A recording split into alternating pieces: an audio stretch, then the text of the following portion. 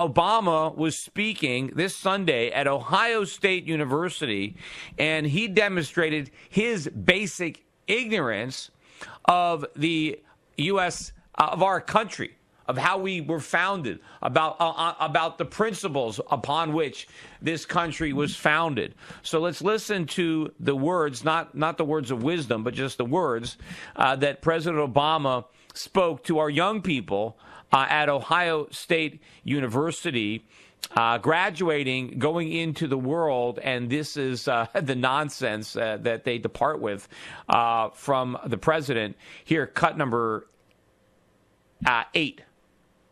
We, the people, chose to do these things together because we know this country cannot accomplish great things if we pursue nothing greater than our own individual ambition. We, the people, right? That is from the preamble to the U.S. Constitution. So he is evoking that Constitution, we, the people, and now he talks about doing things collectively. That is not what we, the people, was about. It wasn't about the collective. It wasn't about some kind of, Borg hive. It was about individuals.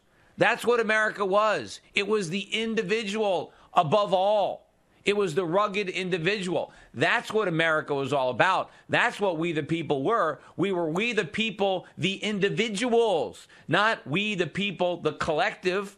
We weren't a bunch of comrades like in the Soviet Union. It was individuals. That's what made this country great. It was individual rights, individual liberties, inalienable rights, not a collective, a society, a group. It's not group rights. It's not society rights. It was all about the individual. But President Obama either forgot all that or never learned it in the first place. And somehow he thinks that this was about some socialist utopia that the founding fathers were writing about, that it was more Karl Marx and not Adam Smith. Here's some more of what the president had to say. Cut 9. Unfortunately, you've grown up hearing voices that incessantly warn of government as nothing more than some separate, sinister entity that's at the root of all our problems. Some of these same voices also do their best to gum up the works. They'll warn that tyranny is always lurking just around the corner. You should reject these voices. Because what they suggest is that our brave and creative and unique experiment in self-rule is somehow just a sham with which we can't be trusted. Well, he's right about one thing. It is a sham now, and we can't be trusted. But the brave experiment in self-rule was about limited government and the individual, putting the individual above the state, the opposite of what he's talking about. Who are these voices that the president says have been whispering in our ears? Are they the voices of the founding fathers? Is it Thomas Jefferson? Is it George Washington and John Adams and Benjamin Franklin? Are these the voices that we're supposed to ignore? Are these the whispers in the wind that are meaningless? Apparently. Now, of course, the problem is not enough people have heard these voices. I think most people have heard the opposite voices from people like President Obama. But what we need to do is tune those voices out. Here's his final say on this topic. Obama, cut 10. We have never been a people who place all of our faith in government to solve our problems.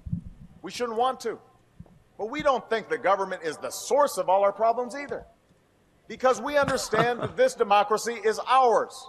And as citizens, we understand that it's not about what America can do for us. It's about what can be done by us together through the hard and frustrating but absolutely necessary work of self-government. And class of 2013, you have to be involved in that process.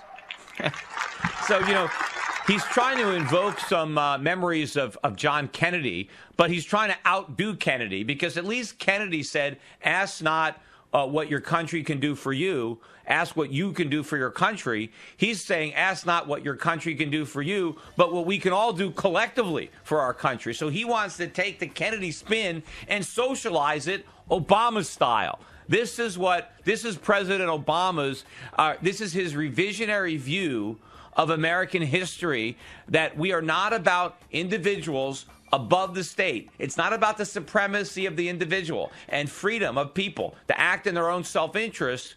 It's more of a Soviet-style republic where we all get together and we collectively act for the common good, and we sacrifice our own individuality in the process. And this man is our president. What a shame. What a shame. And what does it say about the American people who can elect somebody like this to run or to lead our country, founded in liberty, in the very principles that our current president hates, denounces? 855-4-SCHIFF is our number. We have open lines. We'll go back to the phones after this.